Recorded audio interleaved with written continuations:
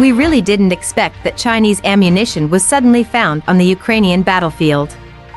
Could it be that China provided weapons and ammunition to Russia? According to the latest reports from Ukraine, on July 13th, the Ukrainian army discovered Chinese bullets made in 1967 provided by Iran to the Russian army in the Bakhmut theater. It is said that Ukrainian soldiers found a box of 7.62 by 54 mm Chinese bullet boxes in a trench abandoned by the Russian army in the Bakhmut theater. According to the pictures released by Ukraine, this is indeed a bullet box produced in China. After all, Chinese characters and related models of bullets are clearly marked on it. Did China really provide Russia with ammunition? In late June, the Russian side broke the news that a 152 mm howitzer shell produced in China was found on the front line of the Russian-Ukrainian battlefield. According to the Chinese characters marked on the shells at that time, it is absolutely certain that these shells were produced in China. However, according to the text on the shells, these 152 mm howitzer shells were produced in China in 1983.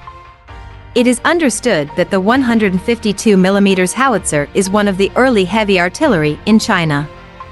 It has been produced since 1983 and has been equipped with the Chinese army in large quantities. And these 152 mm howitzer shells are obviously used by Chinese Type 66 howitzer, but for now, China has replaced them with 155 mm standard shells, and the 152 mm shells have been eliminated. Later, after various analysis, it is very likely that these ammunition came from Iran. After all, during 1983 and 1988 was the period of the Iran-Iraq War. Both Iraq and Iran have purchased large quantities of weapons and ammunition from China, and this batch of ammunition is likely to be provided to Russia when Iran provided weapons and ammunition to Russia. After all, Russia obtained a large amount of 122 mm and 152 mm weapons and ammunition from Iran, and it is very likely that Iran did not use up the Chinese ammunition purchased in large quantities during that period, and eventually transferred these weapons and ammunition from China to Russia. However, the 7.62 mm ammunition containing Chinese characters found by the Ukrainian army in the trenches will certainly not be provided by China to Russia. After all, the production year of 1967 is written on the bullet box.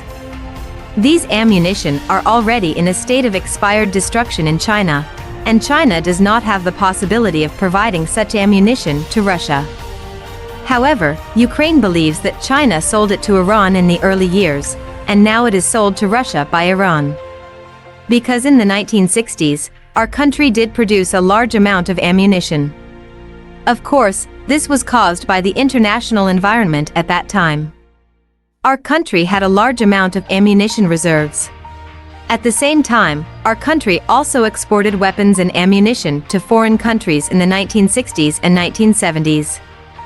In particular, China provided various assistance to Albania in the Balkan Peninsula, which of course also includes military weapons and ammunition. However, a country like Albania doesn't take China's aid seriously at all. It now appears that this aid has been meaningless. The batch of bullets produced in 1967 found in Ukraine is also likely to have been aided by China to Albania. You know, China gave Albania hundreds of millions of bullets back then, and then Albania sold them all. Bullets of this type are found all over the world. Obviously, whether the batch of Chinese bullet boxes found in Ukraine came from Iran or Albania is itself an unknown. After all, this kind of 7.62 mm ammunition produced by China is already all over the world, and this responsibility is naturally attributed to Albania. Therefore, using this as evidence, it is obviously untenable to believe that China provided relevant ammunition to Russia. Ukraine does not believe that it was provided by China, and the speculation is from Iran. It can be seen that this cannot be evidence that China provides weapons to Russia.